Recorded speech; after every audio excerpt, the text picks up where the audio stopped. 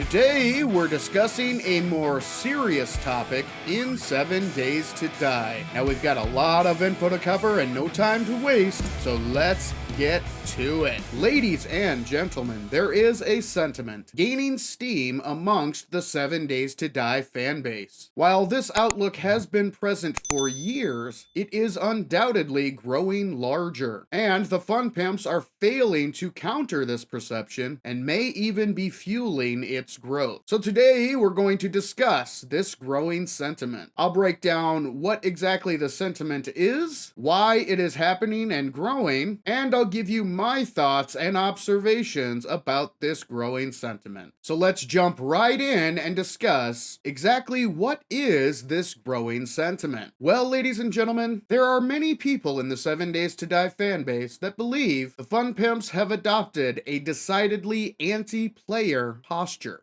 Instead of focusing on new gameplay features, they overhaul existing systems and implement changes for the purpose of removing unwelcomed playstyles. While marketing the game as a sandbox, they continuously implement changes to limit player agency, player creativity, and diminish the sandbox elements of the game. For example, there was one common Horde Night strategy. Players would park a vehicle nearby their Horde base. That way, if the Horde base were to fail, they could use this vehicle and retreat to a fallback position. A pretty simple, straightforward, and rather logical strategy. However, some players would choose to simply drive around all night long in their vehicles in order to avoid the Horde entirely. The fun pimps decided this could not be allowed and added in what amounts to super vultures that spawn in and swarm the player if he or she jumps on their vehicle during Horde Night. Now, this change definitely removed the possibility for players to use their vehicles to avoid the Horde completely, but it also removed the possibility for players to use their vehicles to retreat to a fallback position if their Horde base was breached. And this is just one simple example. There are many, many more that players point to as proof of this anti-player posture. So why has this sentiment taken root and why is it growing? Well, ladies and gentlemen, there are multiple factors at play, but it basically boils down to a failure to communicate. 7 Days to Die is in early access. That means that changes will be made until the game goes gold. Mechanics will be removed, added, or changed as the game develops. And the fun pimps implement these changes with a series of major updates that we call alphas. Now, the fact that 7 Days to Die is in early access and changes are definitely going to be made does not create the anti-player sentiment alone. However, 7 Days to Die is marketed as a sandbox game, and the use of this description implies certain expectations. It indicates that player agency and player creativity are at the foundation of the game. The fun pimps provide the tools, the basic framework, and the open world. However, it is up to the player to decide how the game will unfold. It's up to the player to decide how to use those tools, how to use that basic framework, and how to interact with that open world. There are multiple paths one can take to reach the various goals in the game. There are multiple areas players can choose to focus on. Individual playstyles are left up to the individual. The problem arises when changes seem to be made to stop certain playstyles. And since the Alpha 21 update for 7 Days to Die is on the horizon, we're going to use this update to explain. In Alpha 21, the fun pimps are introducing the new Learn by Looting system. This is a complete overhaul to the skills and crafting system, which completely detaches crafting recipes from skills. In the current version of 7 Days to Die, as you gain experience, you will gain level ups that give you skill points. These points can be put into perks, which unlock the various crafting recipes in the game. However, Alpha 21 is going to change all of that. Now, instead of putting skill points into perks in order to unlock crafting, the player will need to loot or buy magazines in order to unlock crafting recipes. But what about players that don't enjoy looting POIs or interacting with traders. Players who prefer an isolated playthrough now must loot in order to find magazine. The new learn by looting system will likely invalidate this playstyle, and a player who prefers an isolated playstyle could look at this change as a total repudiation of their preferred playstyle and an attempt to compel them to play the game in a way that they might not find fun or interesting. And the same holds true for the drinking water rebalance. In Alpha 21, empty jars are gone, and snow can no longer be used for water. In fact, there will be no way to collect water in bulk, and players must loot in order to collect murky water. The Fun Pimps have introduced a brand new workstation called the Dew Collector, which is a rather large workstation that produces 3 bottles of water per day. However, crafting the new Dew Collector requires a filter. These filters can be purchased from the trader, received from the trader as a quest reward, or there is a very rare chance to loot one. How rare? Well, rare enough that Roland has never found one in loot. This means that the trader becomes the focal point of 7 Days to Die, even more than it already is. And this change will impact several playstyles. What about players who prefer to limit trader interactions or avoid them completely? Again, what about players who prefer an isolated playstyle? They could look at this change as a repudiation of their preferred playstyle in an attempt to compel them to play the game in a way that they may not find fun or interesting. And what about archery builds? In a previous video, I discussed the archer's dilemma. The archery weapons are not very viable on Horde Night, using standard arrows and crossbow bolts. In order to make these weapons viable, players use the explosive arrows and crossbow bolts. However, each round of this ammo type requires duct tape in order to craft. Each duct tape takes glue, and glue takes water. So by removing the ability to gather water in bulk, it will make this playstyle much more difficult, time-consuming, and tedious. And players who prefer this build could look at the drinking water rebalance as a direct and intentional impediment to their preferred playstyle. Now, taking these changes on face value, it is completely understandable why players may feel the Fun Pimps have adopted a decidedly anti-player stance, forcing players to play a sandbox game the way the Fun Pimps want them to play it. And as the old saying goes, perception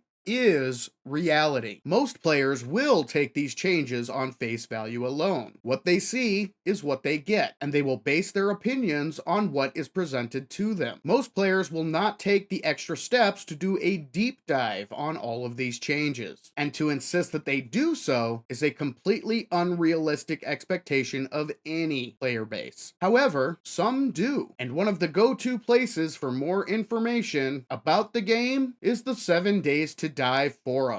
When a new alpha is announced, the Fun Pimps create a thread on the forums that they call the Dev Diary. This thread contains a list of confirmed updates, including bullet points that give a basic outline on what to expect. And players with questions or concerns can post them in this thread in the hopes that a dev will answer those questions and address their concerns. So let's take a look at the Dev Diary for Alpha 21 and see how some of these interactions go. Let's take this post for example. In this post, a player is frustrated with existing systems being repeatedly overhauled in an attempt to stifle player agency instead of adding new content. And how do the Fun Pimps respond? They cherry pick a couple of lines from the post, reply with condescension, and completely dismiss or ignore the primary concerns. And what about this post? This player asks a simple question: why change the skill system? And how do the Fun Pimps respond? By completely ignoring the question and instead outright insulting the player.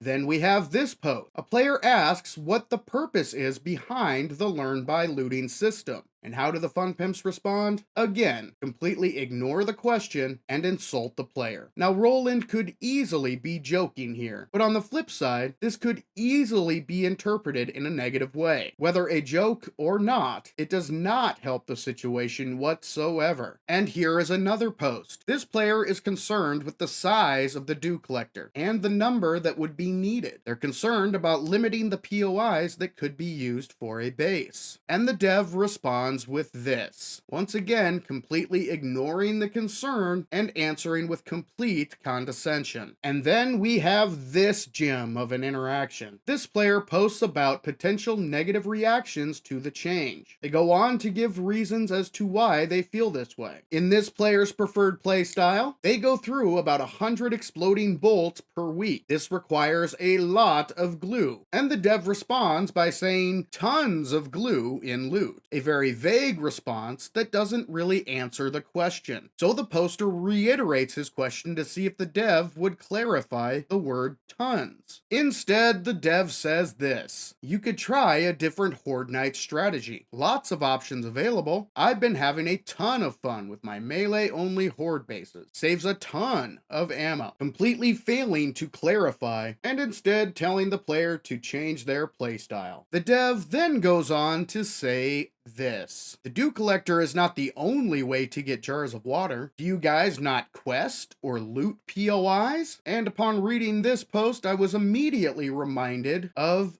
this. Is there any plans to make this playable on PC, or is this strictly mobile forever? Are there any? The current plan is to be on mobile, both Android and iOS. We don't have any plans at the moment to do PC.